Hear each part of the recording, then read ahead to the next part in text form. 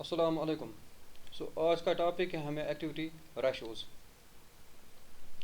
जैसे मैंने आपको पहले भी बताया कि रेशो एनालिसिस की हमने आपको इंट्रोडक्शन दी है, उसमें हमने बताया कि रेशोज़ क्या होते हैं, रेशोज़ के कितने टाइप्स होते हैं। उसमें हमें एक पहला जो इम्पोर्टेंट टाइप होता है एक्टिविटी रेशो एनालिसिस का, वो है एक्टिविटी रेशोज़। जो एक्टिविटी रेशोज़ होते हैं इनको हम परफॉर्मेंस रेशोज़ भी कहते हैं, टर्नओवर रेशोज़ भी कहते हैं। They have been called as performance ratios और टर्नओवर रेशोज़। जो एक्टिविटी रेशोज़ जब भी हम कैलकुलेट करते हैं, ये एक सेट ऑफ रेशोज़ होता है जो हम कैलकुलेट करते हैं टू जज द परफॉर्मेंस, टू जज the speed with which the resource, जो भी बिज़नेस के पास रिसोर्स होते हैं, अवेलेबल रिसोर्स होते हैं बिज़नेस के पास, उन रिसोर्स को हमने किस स्पीड के हिसाब से कन्वर्ट किया है रेवेन्यू में। वो स्पीड हम मेजर करते हैं with the help of these ratios.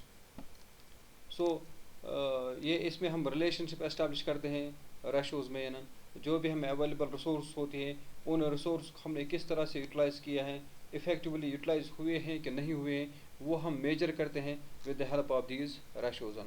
ये हम इस स्पीड मेजर कर सकते हैं कि हम रिसोर्स को कितनी स्पीड के साथ कन्वर्ट करते हैं रेवेन्यू में।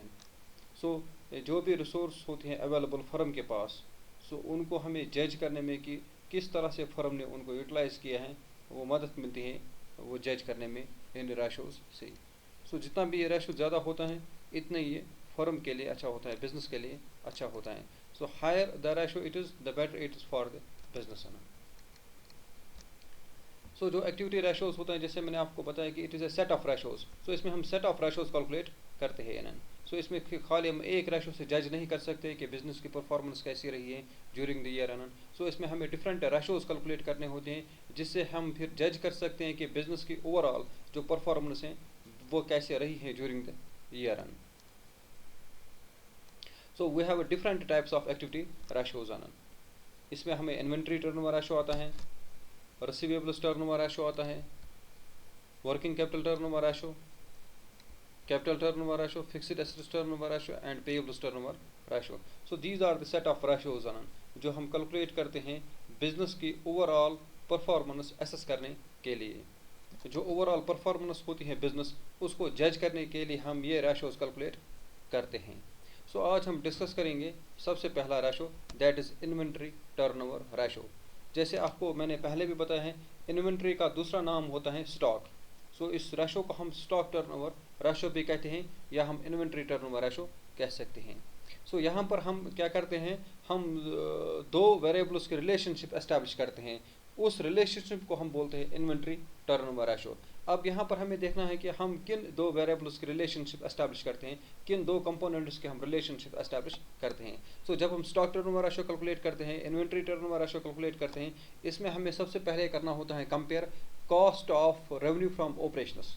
जो भी हमारे पास cost of revenue from operations होता है, जिसको हम ट्रेडिशनली कहते थे कॉस्ट ऑफ गुड्स सोल्ड, और हमें एवरेज इन्वेंट्री कैलकुलेट करनी होती है, एवरेज स्टॉक कैलकुलेट करना होता है।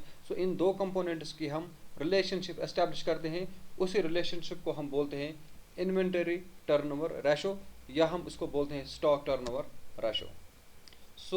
This ratio establish relationship between the cost of goods sold and average stock or average inventory unit.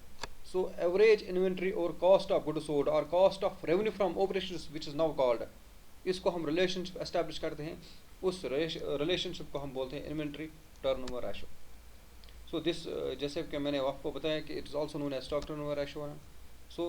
ये जो ratio हम calculate करते हैं, इससे हमें क्या करते हैं, जब हम इन्वेंट्री टर्नओवर रेशो कैलकुलेट करते हैं, इससे हमें स्पीड मेजर करते हैं।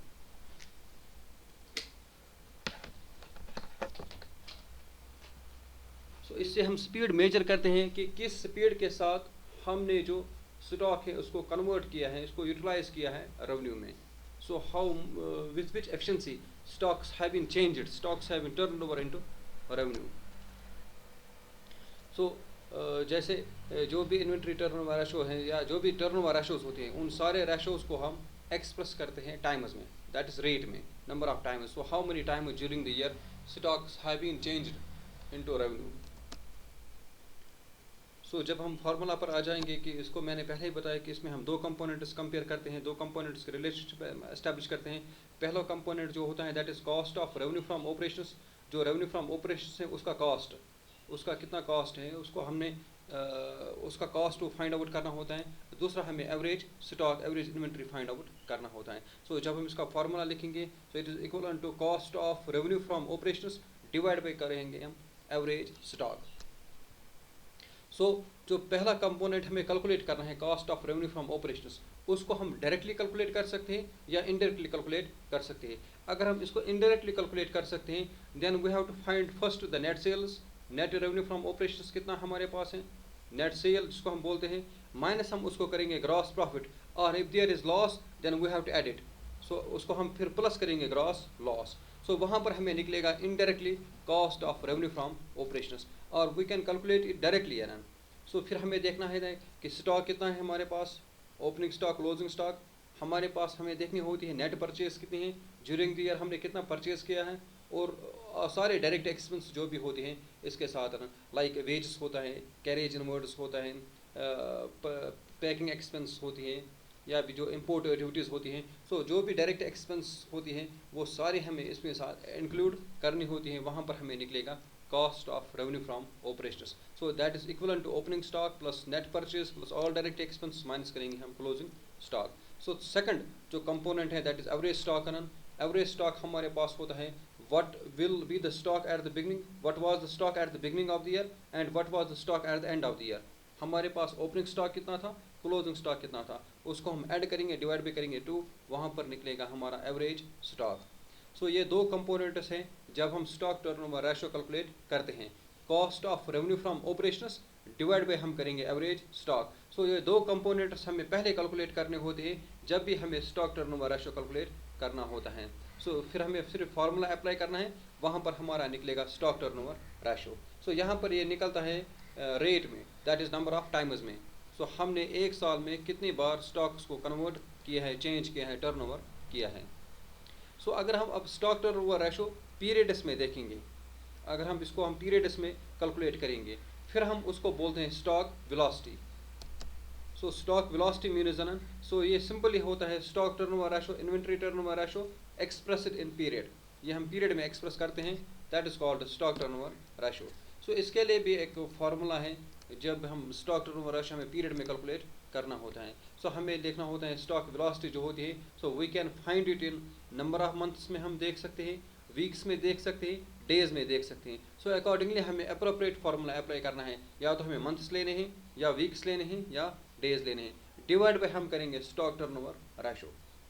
सो पहले फिर स्टॉक टर्नओवर रेशो कैलकुलेट करना है, फिर हम स्टॉक वेलोसिटी कैलकुलेट कर सकते हैं। ये तो हो गया एक तरीका। अब हम दूसरे तरीके पे डायरेक्टली हम स्टॉक वेलोसिटी कैलकुलेट कर सकते हैं without calculating stock turnover ratio. So उसके लिए फार्मूला होता है average stock divide by average cost of revenue from operations. So हमें एवरेज स्टॉक लेना है, डिवाइड बाय हमें करना होता है average cost of revenue from operations. जो ये average cost of revenue from operations हैं ये हमें कैलकुलेट करना होता है। सो इसको भी हम मंथ्स में कैलकुलेट कर सकते हैं, वीक्स में कैलकुलेट कर सकते हैं, या डेज में कैलकुलेट कर सकते हैं। सो जो average cost of revenue can be measured in days, months और वीक्स है ना। सो इसको एक और फार्मूला भी है, वो मैं इस एग्जांपल में बताऊंगा आपको इसका कौन सा फार्मूला है। ये एक एग्जांपल है, इसमें हमें कैलकुलेट करना है स्टॉक टर्नओवर रेशो। सो इसमें हम बोथ करेंगे कैलकुलेट इन वीक्स में, सॉरी इन पीरियड्स में भी और इन टाइम्स में भी। So we have been given an information, opening stock दिया गया है, it is 18,000, wages is given, it is 14,000, closing stock is 22,000, sales rupees 80,000, purchase rupees 46,000 and carriage inwards is 4,000. So we have to calculate stock turnover ratio from this information. ये कुछ other examples हैं, ये हम बाद में उनको देख लेंगे, ये आपके लिए असाइनमेंट है, या आप उसको बाद में चेक कर सकते हो। सो जब हम स्टॉक टर्नओवर रेशो कैलकुलेट करेंगे, first we will write down the formula. हम क्या करेंगे, हम फार्मूला लिखेंगे पहले स्टॉक टर्नओवर रेशो का या इन्वेंट्री टर्नओवर रेशो का। So it is formula is cost of revenue from operations divide by हम करते हैं average stock. So cost of revenue from operations को हम डिवाइड बाय करेंगे average stock. So here first we have to find then the cost of revenue from operations. जैसे मैंने आपको पहले भी बताया है, cost of revenue from operations can be calculated directly और इनडायरेक्टली। सो यहाँ पर हमें सफिशिएंट इन्फॉर्मेशन दी गई है, so we can calculate it directly है ना। फर्स्ट हम लेंगे ओपनिंग स्टॉक, उसको हम प्लस करेंगे परचेजेस, वेजेस करेंगे plus because it is a direct expenses, carriage inwards भी प्लस करेंगे because it is also an direct expenses, minus हम करेंगे क्लोजिंग स्टॉक। सो जैसा कि आपको एग्जांपल मैंने दिखाया है, आप चेक कर सकते हो बाद में है ना। सो इसका 18,000 है opening stock, 46,000 purchases, 14,000 wages, 4,000 carriage inwards, minus हम करेंगे closing stock 22,000, so it comes to 60,000. So our cost of revenue from operations is 60,000 rupees. So second step we have to find the average stock. Average stock is equal to opening stock plus closing stock divided by 2. जैसा कि आप यहाँ भी देख सकते हो, opening stock है 18,000 और क्लोजिंग स्टॉक है 22,000. So 18 plus 22 divided by 2 it comes to 20,000 average stock. So 18 plus 22 हो गया 40 divided by 2 हो गया 20,000. So stock turnover ratio is, it is 60,000 divided by 20,000. It is 3 times. So ये हो गया stock turnover ratio in rate in time जना। सो अगर हम स्टॉक टर्नओवर रेशियो कैलकुलेट करना होगा पीरियड्स में, सो इसके लिए यहाँ पर मैंने आपको पहले बताया था, मैं आपको दूसरा फॉर्मूला यहाँ पर दिखा रहा हूँ। Stock velocity is equal to number of months और we can take number of weeks और डेज। सो हमें किस में कैलकुलेट करना है वही लेंगे। अगर मंथ्स में हमें कैलकुलेट करना है फिर हम मंथ से लेंगे, वीक्स में हमें कैलकुलेट करना है वीक्स लेंगे, डेज में हमें कैलकुलेट करना है डेज में लेंगे। डिवाइड बाय हम करेंगे उसको cost of revenue from operations multiplied by करेंगे एवरेज स्टॉक। सो जो cost of revenue from operations वो हमने ऊपर कैलकुलेट किया है, एवरेज स्टॉक भी हमने ऊपर कैलकुलेट किया है। सो अब हमें सिर्फ फार्मूलाएँ अप्लाई करना है। So stock velocity in months, अगर हम मंथ्स में लेंगे, so here we have taken 12 months, so number of months in a year it is 12 months. Divide by हम करेंगे cost of revenue from operations, we have already calculated it, ये 60,000 है, और average stock भी हमने पहले ही कैलकुलेट किया है 20,000। सो 12,000 divide by 60,000 multiplied by 20,000 it is 4 months. So periods में जब हमने स्टॉक टर्नओवर रेशियो कैलकुलेट किया है इट कम्स टू 4 मंथ्स।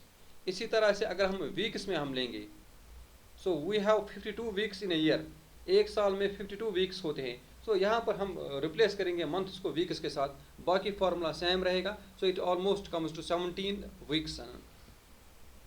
सो इसी तरह से हम डेज में भी कैलकुलेट कर सकते हैं। So stock velocity in days, so we have 365 days in a year. So जब भी हमें कैलकुलेशंस में जाना होता है उस वक्त हम 360 डेज ही लेते हैं, सो दैट हमारी जो कैलकुलेशंस है वो ठीक रहेगी।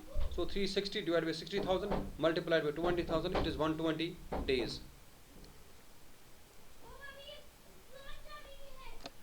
So this is all for today. आप उसको एग्जाम्पल्स में मैंने दी गई हैं, वो चेक भी करना, आपको आराम से हो जाएगा।